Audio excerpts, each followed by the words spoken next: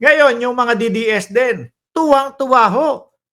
Tuwang-tuwa daw ho dahil si Raul Manuel ay hindi na daw po makakabalik, mga bossing, sa Kongreso. Natutuwa po yung mga DDS. Nako, o ano ngayon? Kawawa ka naman. Ganon. Pati ho si pati po si, tawag dito, yung isang kongresista, mga kababayan, yung tinatawag nilang mahilig mag-contempt. Kawawa ka naman, kawawa naman kayo, hindi kayo makakabalik ng Kongreso. Yun po yung sabi ng mga DDS, mga kababayan.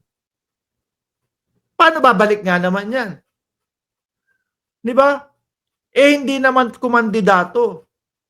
Hindi naman umakap sa kanyang posisyon.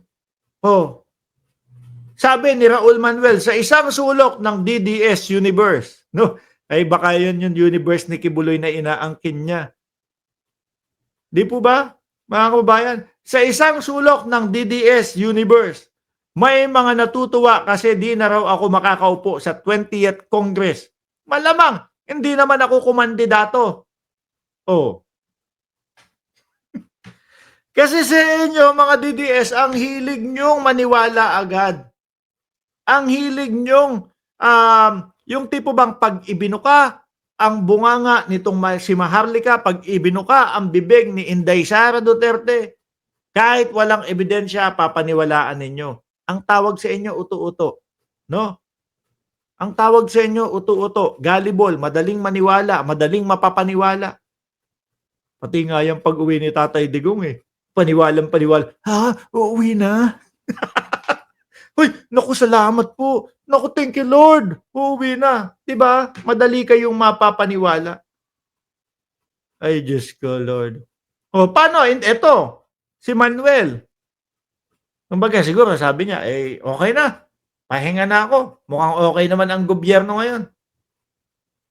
Di po ba? Baka pagod na din.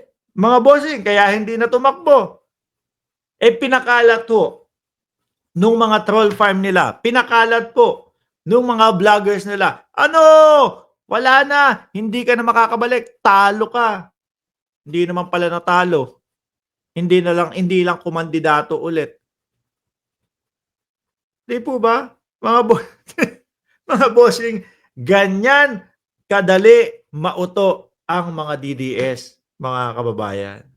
Napakadali po nilang mauto, mga bossing. Pag sinabi mo diyan sa mga yan, talon ka ng dagat, may makukuha ka. Tatalon agad-agad yan. Talon ka doon sa 3rd floor. Yayaman ka. Ganyan sila, mga kababayan. Mapapakamot ka na lang ng batok dyan sa mga yan Diba? Si Tatay Digong uuwi na daw. Talaga ba? Sino may sabi? Sinabi ni Hanilet. Naniwala naman agad. Dapat tinanong nyo, ano po ang basehan natin para umuwi si Tatay Digong? Diba? Kapag ka nanalo yung Duterte, mapapauwi na si Tatay Digong. Kaso, kayo din may kasalanan. Malay nyo. Diba? Totoo yung sinasabi ng Duterte na kapag sila ay nanalo, uwi si Tatay Digong. Hindi nyo binoto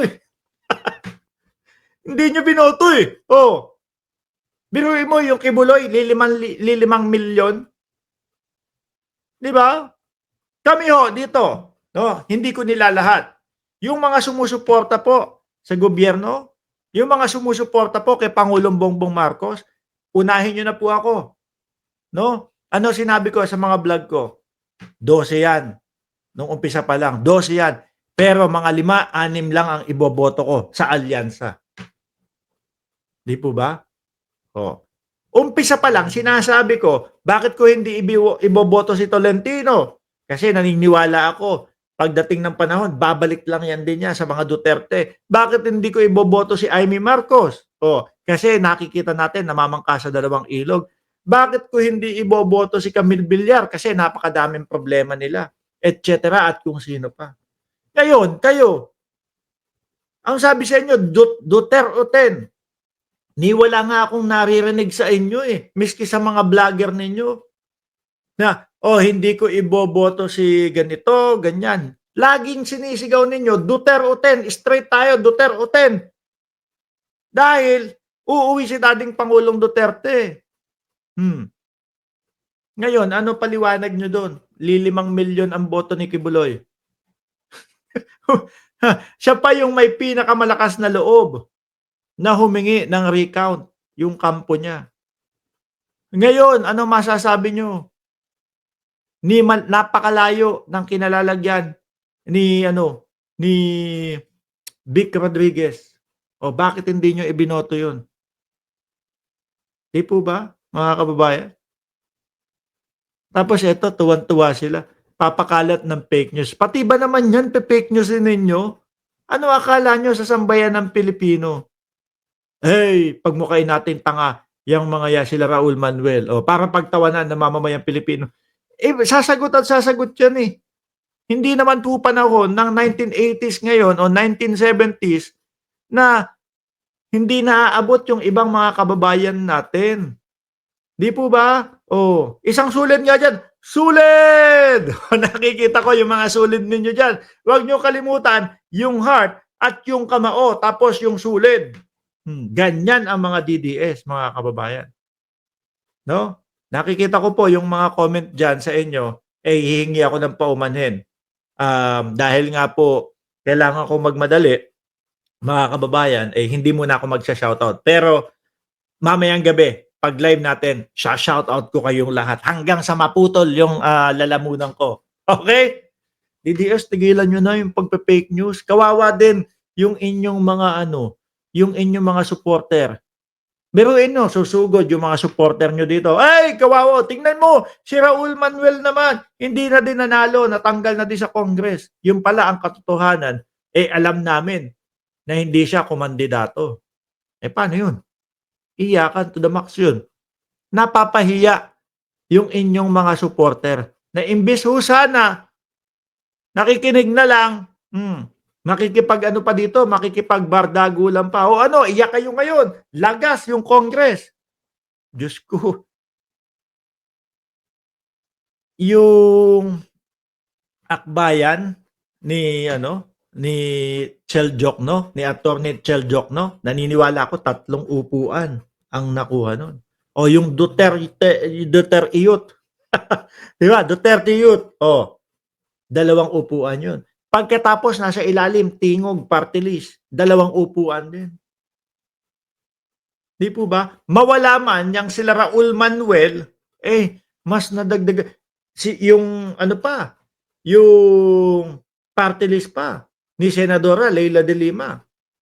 O yaan po ang mga papasok sa Congress. Kaya yung pagkawala ni Raul Manuel, ako hindi ako maka-Raul Manuel dahil alam ko, mga kababayan, etong mga ito, malaki ang sinusuporta doon sa mga bundok.